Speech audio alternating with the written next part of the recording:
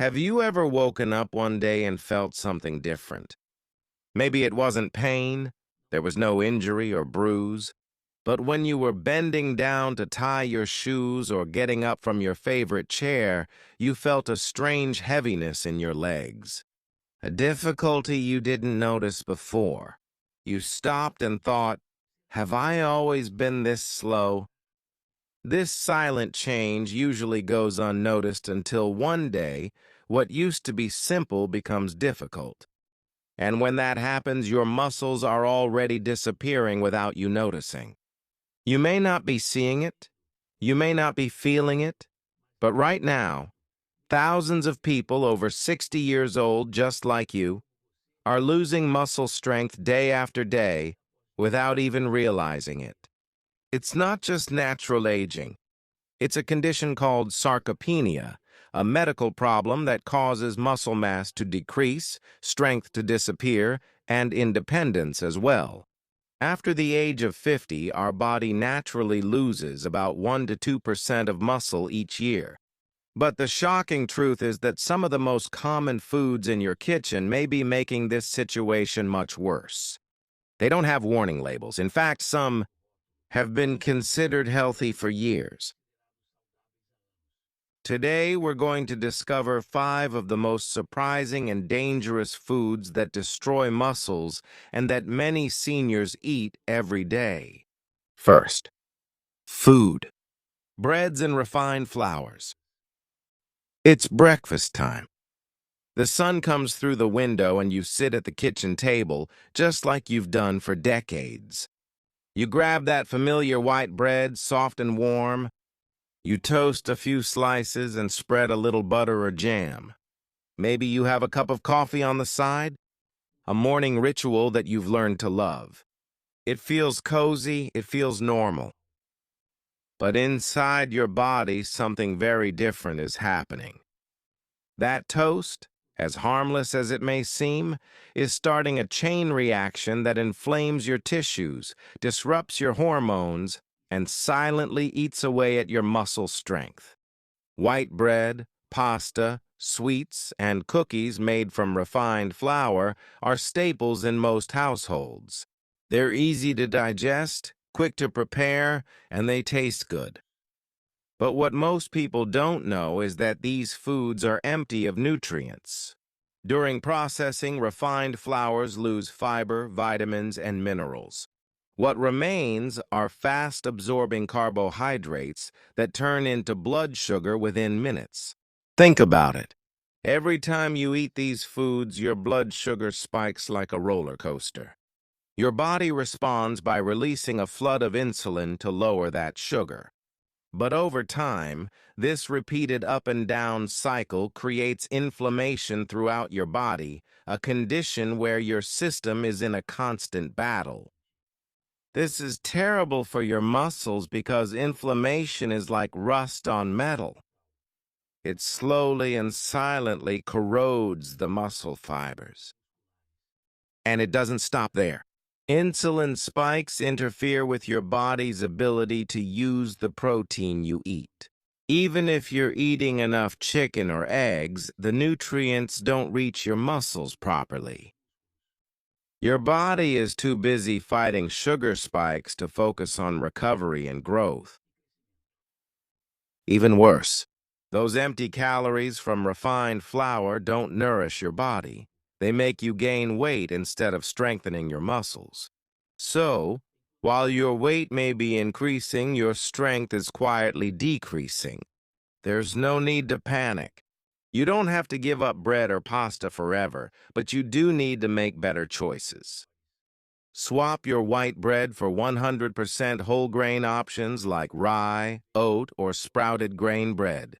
These options retain the natural fibers and nutrients that help stabilize blood sugar and reduce inflammation. If you like pasta, choose whole grain versions or try tasty alternatives like lentil, chickpea, or quinoa pasta. They're full of proteins and minerals that your muscles need. Combine your meals with lean proteins like grilled chicken or fish and healthy fats, such as avocado, olive oil, or nuts. These nutrients work together to repair and protect your muscles. Second food, fruit juices. Imagine the scene. It's a quiet morning. You're sitting at the kitchen table with sunlight coming in through the window. You made your toast, prepared your coffee, and now you grab a big glass of fresh orange juice. It's a habit you've had for years. It seems natural, even healthy. After all, we've always been told that orange juice is good for you, full of vitamin C, great for the immune system, a refreshing way to start the day. But behind that sweet and familiar taste lies a danger that few people talk about.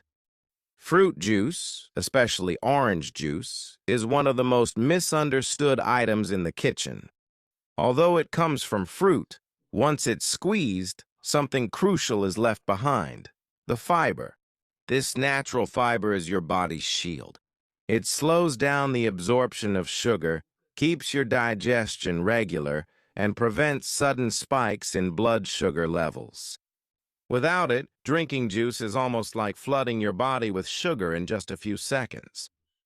What happens next is a silent storm. Your blood sugar rises quickly, forcing your body to release a wave of insulin to bring it down again. Then comes the crash, the tiredness, the brain fog, the sluggishness. And at that moment, your muscles become vulnerable. This repeated up and down in blood sugar not only drains your energy, but also damages your muscle fibers over time. And it goes even deeper. The type of sugar in juice, fructose, is mainly processed in the liver. When consumed in excess, like in a full glass of juice, the liver gets overloaded and starts turning the sugar into fat. This buildup of fat in the liver is a condition called non-alcoholic fatty liver disease. And it's more common than many people think, especially in older individuals. But even more concerning is the inflammation that this process creates. A chronic inflammation that silently breaks down muscle tissue. It delays recovery and reduces your muscles' ability to absorb the nutrients they need to grow and repair. And there's another hidden danger. Fructose doesn't signal your brain that you're full. It doesn't give you the feeling of satiety like other nutrients do. That means you can drink a glass of juice, feel satisfied for a few minutes, and then suddenly find yourself looking for a snack or something full of carbohydrates. Hunger comes back quickly, and so does the cycle of overeating and not nourishing yourself properly. A lot of people ask, isn't it the same as eating the fruit itself? The answer is no, not at all. When you eat a whole orange, you get the fiber, you chew slowly, you eat one, maybe two, but a single glass of juice can have the sugar from 3 or 4 oranges. That's a lot more than your body was made to handle at once, especially without the fiber to balance it out. You don't have to give up the flavors you like, but there are better ways to enjoy them. Instead of juice, try blending whole fruits in a blender, using the peel and pulp whenever possible. Mix oranges with fruits that have low fructose, like strawberries, blackberries, or blueberries. They not only reduce the amount of sugar, but also add antioxidants and fiber that help your muscles instead of overloading them. If you still want something refreshing in the morning, think about a glass of water with a slice of lemon or herbal teas, which are gentle on your system, hydrate you, and support overall health. Third food, processed meats.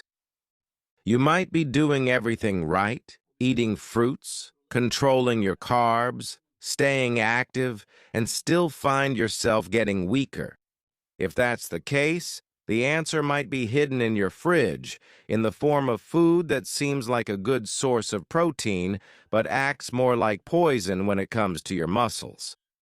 I'm talking about processed meats, slices of ham, cold cuts, sausages, salami, bacon, those ready-to-eat proteins that are easy to grab and that many of us have come to rely on over the years. They're convenient, They're tasty, and they seem like a safe choice, especially when you don't feel like cooking a full meal. But the truth is, they're anything but safe. Every time you eat a piece of processed meat, your muscles pay a price, and that price increases over time. To understand why, we need to look beneath the surface. These meats are full of chemical preservatives, especially nitrites and nitrates, which are added to keep them looking fresh, give them that pink color, and increase their shelf life. But inside the body, these chemicals do something much more harmful. They create oxidative stress, a condition where your cells are flooded with unstable molecules that break down tissues, including muscle tissue. And then there's inflammation. Just like with refined carbohydrates and sugary drinks, these preservatives trigger a chronic inflammatory state, which slows down healing, weakens your immune system, and disrupts the very process your body uses to repair and rebuild muscle fibers. But that's just the beginning. Most processed meats are also loaded with saturated fats and, in lower quality products, trans fats, the worst type of fat for your heart, your circulation, and your muscles. These fats clog your blood vessels, limiting the blood flow to your muscles. And when your muscles don't get enough oxygen or nutrients, they weaken, get tired faster, and over time, shrink. You might be feeling more tired after your walks. Maybe your legs cramp more often, or your arms feel heavy after lifting something light. It's not your imagination. It's the result of muscles slowly being deprived of the fuel they need to function. And then there's sodium, the silent saboteur in every bite. Processed meats are packed with salt. That's what keeps them preserved, but that extra sodium draws water out of your body. It dehydrates you, often without you noticing. And dehydration directly affects muscle function. The solution isn't complicated, it's just going back to basics. Cook your protein whenever you can. Choose lean meats like chicken breast, turkey, or cuts of beef with little fat. Bake, grill, cook, whatever is easiest for you. These whole food proteins contain complete amino acid profiles that nourish your muscles, not fuel inflammation. If you like seafood, include more fatty fish in your meals: salmon, mackerel, sardines. They not only provide excellent protein, but also deliver omega-3 fatty acids, which actively fight inflammation and help protect your joints and muscles. And don't forget about eggs, nature's most perfect protein, affordable, versatile, and packed with vitamins and minerals that support muscle strength. A boiled egg for breakfast or a vegetable omelet for dinner can work wonders for your recovery and energy. Yeah. Fourth food, raw spinach. We've always been told to eat our vegetables. Leafy greens, especially, are considered nature's remedy, full of vitamins, minerals, and antioxidants. And that's absolutely true. But sometimes, even the healthiest foods have a hidden side, especially when we eat them the wrong way or in amounts that our bodies have trouble processing. Take spinach as an example. This vibrant green leaf is practically a symbol of strength. We think of it and imagine energy, vitality, even cartoons, where a single bite turns a character into a powerful hero. Spinach is rich in iron, calcium, magnesium, vitamin K, everything your muscles and bones need to stay strong. But what if I told you that eating a lot of raw spinach, especially every day, could actually be weakening your muscles instead of making them stronger? It sounds hard to believe, but the reason lies in a natural substance found in spinach called oxalic acid. Oxalic acid isn't dangerous in small amounts. In fact, it's also found in other vegetables like beet greens and Swiss chard. But spinach contains it in especially high concentrations. And here's the problem. Oxalic acid has a unique ability to bind to minerals in your digestive system, specifically calcium and magnesium. When this happens, these essential minerals are no longer available for your body to absorb. They pass straight through your system unused and wasted. Now, imagine this happening day after day. With every salad, every green juice, your body starts developing deficiencies. And since calcium and magnesium are essential for muscle contraction, endurance, and recovery, their lack can lead to real physical consequences. Muscle cramps become more frequent, fatigue sets in faster, and even the smallest tasks start to feel more difficult. But that's not all. When oxalic acid builds up in your system over time, it can lead to the formation of kidney stones, a painful problem that, unfortunately, is quite common in older people. The good news is that you don't have to stop eating spinach, but you do need to prepare it wisely. Cooking spinach, even just by boiling or lightly sautéing it, can reduce its oxalic acid content by up to 40%, making calcium, magnesium, and other nutrients much more accessible to your body. And when you drain the cooking water, you also remove a good portion of those oxalates. Balance is key. If you like raw spinach, eat it once or twice a week, not every day. And when you eat it, combine it with foods rich in available calcium, such as low-fat dairy, tofu, almonds, or sesame seeds. These combinations help neutralize the binding effect of oxalic acid and keep your mineral levels stable. You can also vary your greens. There's a world beyond spinach. Leafy greens like kale, arugula, romaine lettuce, and butter lettuce have fewer oxalates and are still packed with nutrients. They're gentle on your kidneys, good for your muscles, and easy to include in salads or soups. Fifth food, too much coffee. Sometimes the foods and drinks that seem most familiar, most comforting, are the ones that slowly drain our strength without us noticing.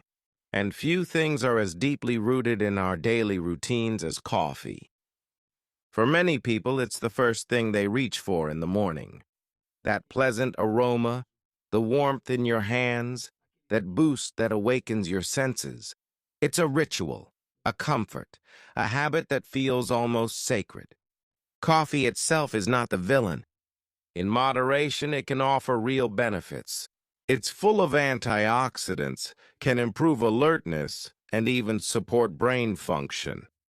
But when it's consumed in excess, especially as we get older, it becomes something very different. A silent thief of muscle health.